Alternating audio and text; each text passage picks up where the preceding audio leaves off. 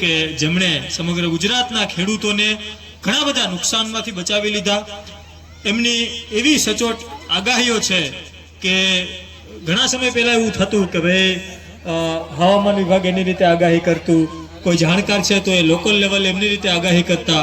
પણ પરેશભાઈ ગોસ્વામી જે આગાહી કરે છે સમગ્ર ગુજરાત, એ પછી ઉત્તર ગુજરાત હોય, એ પછી મધ્ય ગુજરાત હોય, એ સૌરાષ્ટ્ર હોય, એ કચ્છ હોય, ત્યાંના દરેક ખેડૂતો માટે જેમણે સચોટ આગાહી આપી, જેમની આગાહીમાંથી ખેડૂતોએ એ પ્રમાણે એમનું ખેતીનું આયોજન કરી, એ પ્રમાણે એમના પાકને બચાવવા માટેનું આયોજન કરી અને ઘણા બધા નુકસાન થતા માલને બચાવ્યા છે.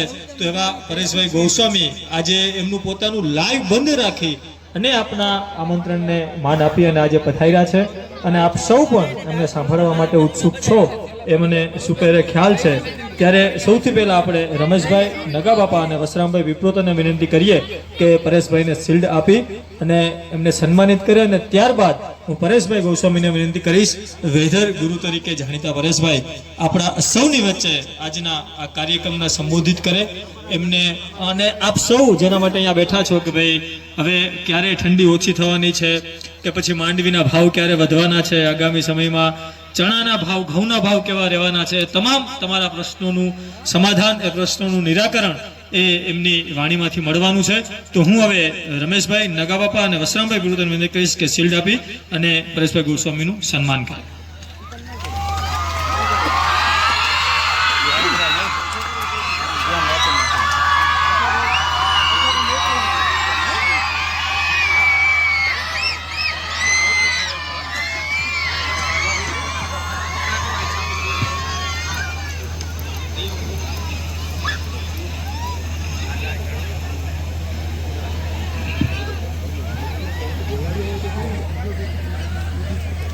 શાંત હો છોકરા.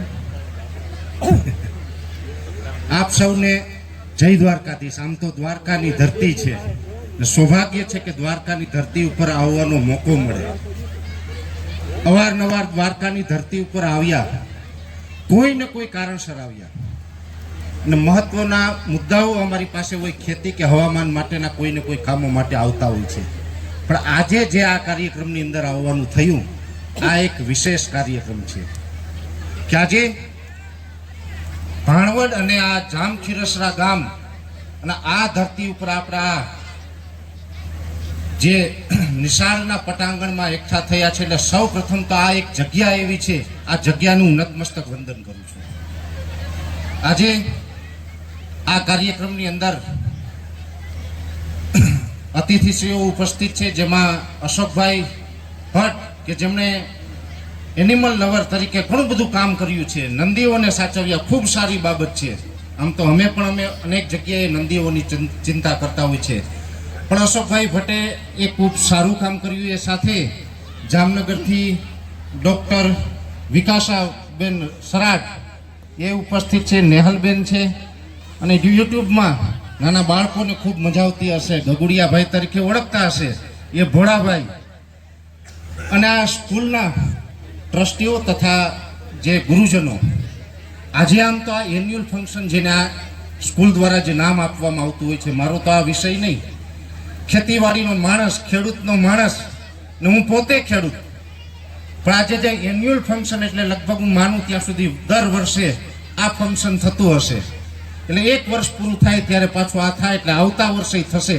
એટલે મને અટલજીની એક કવિતા યાદ આવે છે કે झुलसा था जेठ मास शरद चांदनी उदास सिसकी भरते सावन का अंतर घट रीत गया एक बरस बीत गया एक बरस बीत गया एक बरस बीत गया. એમાં જે આ એક વર્ષ વીત્યું છે, પાછું પણ વર્ષ વીતે, પણ મને હું બેઠો તો દરેક કૃતિઓ જોતો હતો, એન્કરને પણ હું બહુ વ્યવસ્થિત સાંભળતો હતો.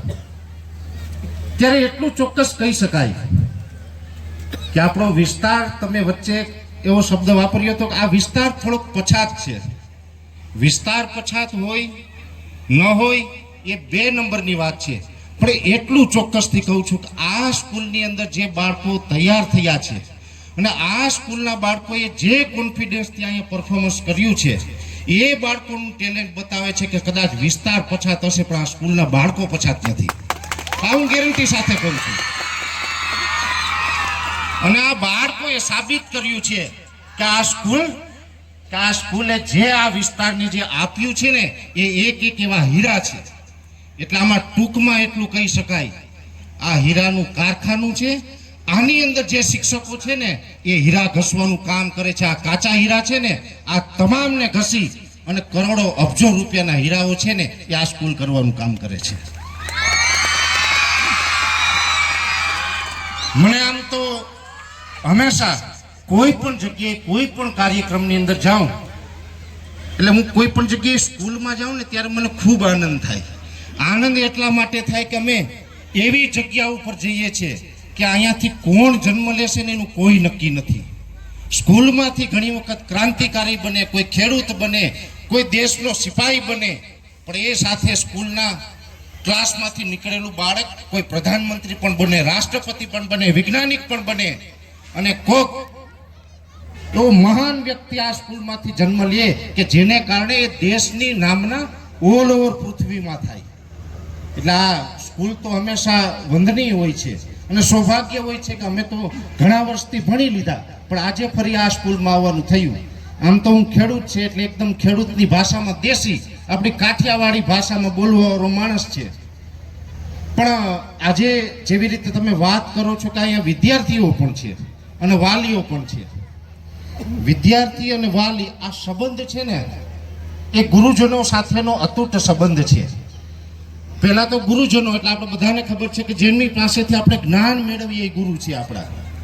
તો આ વાલીઓ કોણ છે? વાલીઓ તો આ એક નથી પણ અનેક છે કે બાળકોના જે માતા પિતા છે. અને વાલી શબ્દ જ શું કામ કહેવામાં આવે?